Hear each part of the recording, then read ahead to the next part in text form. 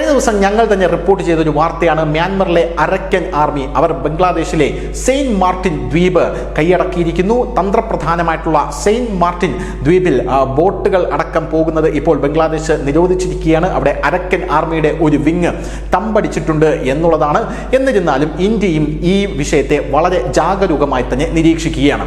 രാഷ്ട്രീയ നിരീക്ഷകർ എന്താണ് പറയുന്നത് എന്നുള്ളൊരു ചോദ്യമുണ്ട്. അതായത് അരക്കൻ ആർമി സെയിന്റ് മാർട്ടിൻ ദ്വീപിൽ തമ്പടിച്ചത് കൊണ്ട് മാത്രം ഇന്ത്യക്ക് ഒരു മേൽക്കൈ കിട്ടി എന്ന് നമുക്ക് പറയാനായി സാധിക്കില്ല. കാരണം ഈ അരക്കൻ ആർമി സെയിന്റ് മാർട്ടിൻ ദ്വീപിൽ തമ്പടിക്കുമ്പോൾ അരക്കൻ ആർമിക്ക് അമേരിക്ക പിന്തുണ പ്രഖ്യാപിച്ചു കഴിഞ്ഞാൽ സെയിന്റ് മാർട്ടിൻ ദ്വീപ് അരക്കൻ ആർമി അമേരിക്കയ്ക്ക് വിട്ടുകൊടുക്കാനുള്ള ഒരു സാധ്യത അവർ മുന്നിൽ കാണുന്നു. അത് സ്വാഭാവികവുമാണ്. കാരണം ഇന്ത്യ അരക്കൻ ആർമിക്ക് പിന്തുണ കൊടുക്കുന്നു. അരക്കൻ ആർമിക്ക് അവരുടെ മേഖലകളിൽ പ്രളയവും മറ്റും ഉണ്ടായപ്പോൾ ഇന്ത്യയാണ് അവർക്ക് പിന്തുണ കൊടുത്തിരുന്നത്.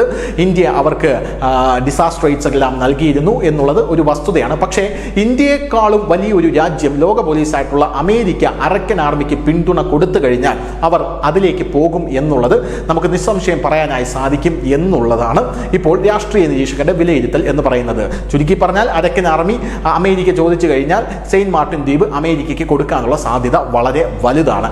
അവിടെയാണ് ഇന്ത്യയുടെ ഏറ്റവും വലിയ തന്ത്രം ഇപ്പോൾ നമ്മൾ മനസ്സിലാക്കി.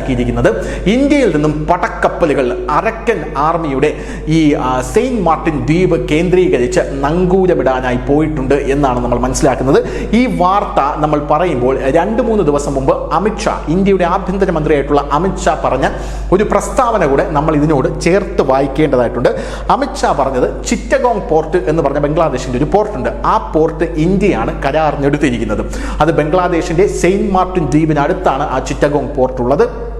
ഈ ചിറ്റഗോങ് പോർട്ടിലേക്കുള്ള ഇന്ത്യയുടെ കപ്പലുകൾ അവിടെ പോകാതായിട്ട്, അല്ലെങ്കിൽ ഇന്ത്യ ആ ചിറ്റഗോങ് പോർട്ട് ഉപയോഗിക്കാതെ വന്നത് ഈ ബംഗ്ലാദേശിൽ ആഭ്യന്തര കലാപം ഉണ്ടായപ്പോഴാണ്. ഷെയ്ഖ് ഹസീന ഇന്ത്യയിലേക്ക് വന്നപ്പോഴാണ്. എന്നാൽ അമിത്ഷാ പറഞ്ഞിരിക്കുന്നത് അത് ഞങ്ങൾ റിവൈവ് ചെയ്യാൻ പോകുന്നു എന്നുള്ളതാണ്. അതായത് ആ കരാർ ഞങ്ങൾ റിവൈവ് ചെയ്യാൻ പോകുന്നു എന്നുള്ളതാണ് 2-3 ദിവസം മുമ്പ് അമിത്ഷാ പറഞ്ഞത്. ഈ പ്രസ്താവന പല ആൾക്കാരും വില കുറച്ച് കണ്ടു എന്നുള്ളതാണ് നമുക്ക് മനസ്സിലാവുന്ന ഒരു കാര്യം എന്ന് പറയുന്നത്. അമിത്ഷാ അങ്ങനെ പറയണമെങ്കിൽ അതിന് ഒരേ ഒരു ലക്ഷ്യം മാത്രമേ ഉള്ളൂ, സെയിന്റ് മാർട്ടിൻ ദ്വീപ്.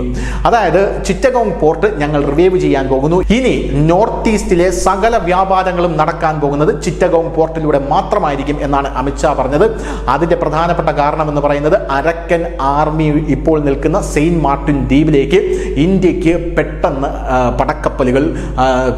പടക്കപ്പലുകൾ അയക്കാൻ വേണ്ടിയിട്ടാണ് എന്നുള്ളതാണ്. ഇനി ഈ അമിത്ഷാ പറഞ്ഞതിൽ പല അർത്ഥങ്ങൾ നമുക്ക് എടുക്കാം എന്നുള്ളതാണ് രാഷ്ട്രീയ നിരീക്ഷകർ ഇപ്പോൾ പറയുന്നത്. സെയിന്റ് മാർട്ടിൻ ദ്വീപ് ഇപ്പോൾ അരക്കൻ ആർമിയുടെ കയ്യിലാണ്. ഇന്ത്യക്ക് വേണമെങ്കിൽ വളരെ എളുപ്പത്തിൽ അവിടെ പോയി നമ്മുടെ കപ്പൽ നമുക്ക് അവിടെ നേവൽ ബേസ് സ്ഥാപിക്കാനായി സാധിക്കും. പക്ഷെ അങ്ങനെ സ്ഥാപിച്ചു കഴിഞ്ഞാൽ ലോക രാഷ്ട്രങ്ങൾക്ക് മുമ്പിൽ മറ്റൊരു രാജ്യത്തിൻ്റെ സ്വതന്ത്ര പരമാധികാരമുള്ള മറ്റൊരു രാജ്യത്തിൻ്റെ ഒരു പ്രദേശം ഇന്ത്യ അനധികൃതമായി പിടിച്ചെടുത്തു എന്നുള്ള ഒരു കരിനിഴൽ ഇന്ത്യക്ക് മേൽ വീഴും. അത് അന്താരാഷ്ട്ര സമൂഹത്തിന് മുമ്പിൽ ഇന്ത്യയെ തകർക്കണം എന്ന ആഗ്രഹിച്ചിരിക്കുന്ന അമേരിക്ക ഉൾപ്പെടെയുള്ള രാജ്യങ്ങൾക്ക് വലിയൊരു മേൽക്കൈ കൊടുക്കും എന്നാണ് പല രാഷ്ട്രീയ നിരീക്ഷകരും പറയുന്നത്. അത് സത്യവുമാണ്.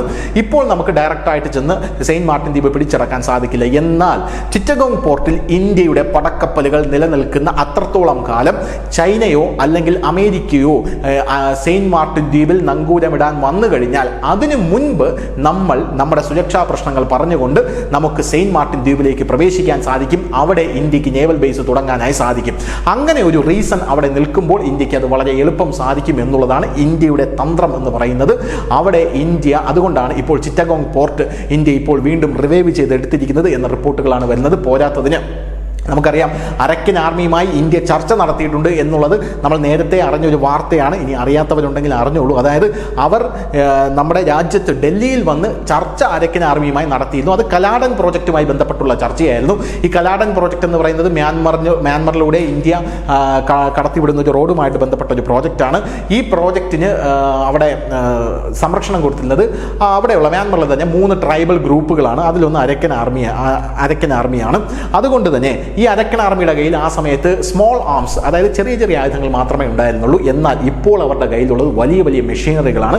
ഇതിൻ്റെ പിന്നിൽ ഇന്ത്യയാണ് എന്നുള്ളൊരു സംസാരം വളരെ വലിയ രീതിയിൽ ബംഗ്ലാദേശിലും മറ്റ് ലോകരാഷ്ട്രങ്ങൾക്കിടയിലും ഉണ്ട്. കാരണം ഇന്ത്യ കൊടുക്കാതെ അവർക്കത് ആര് കൊടുക്കും എന്നുള്ളൊരു ചോദ്യമാണ്. ചൈനയുമായിട്ട് ഇവർക്ക് നല്ല ടൈപ്പ് ഉണ്ടെങ്കിൽ പോലും ചൈന അത് കൊടുക്കാനുള്ള സാധ്യതയില്ല. കാരണം സമയം കിട്ടുകയാണെങ്കിൽ ചൈനയ്ക്കെതിരെ തന്നെ ഇവർ ഇത് ഉപയോഗിക്കും. ഇന്ത്യക്കെതിരെയും അരക്കൻ ആർമി ഇത് ഉപയോഗിക്കാനുള്ള സാധ്യതയുണ്ട്. പക്ഷേ നമ്മുടെ അതിർത്തികളെല്ലാം അതിഭീകരമായി സംരക്ഷിച്ച് നിർത്തിയിരിക്കുകയാണ്. എത്തിയിരിക്കുകയാണ്.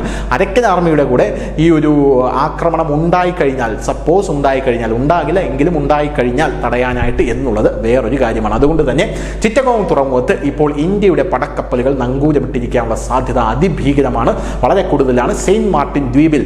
കാരണം ഈ സെയിന്റ് മാർട്ടിൻ ദ്വീപ് എന്ന് പറയുന്നത് ബേ ഓഫ് ബംഗാളിലെ ഒരു ചോക്ക് പോയിന്റ് ആണ്. ചോക്ക് പോയിന്റ് എന്ന് പറഞ്ഞു കഴിഞ്ഞാൽ അവിടെ നിന്ന് കഴിഞ്ഞാൽ ബേ ഓഫ് ബംഗാളിന്റെ ഒരു എൻട്രി ഗേറ്റ് ആണ്. അവിടെ നിന്ന് കഴിഞ്ഞാൽ ബേ ഓഫ് ബംഗാളിലേക്ക് ആര് പ്രവേശിക്കണം പ്രവേശിക്കേണ്ട എന്നുള്ള കാര്യങ്ങൾ തീരുമാനിക്കാനും അവരെ നിരീക്ഷിക്കാനും വളരെ എളുപ്പത്തിൽ സാധിക്കും.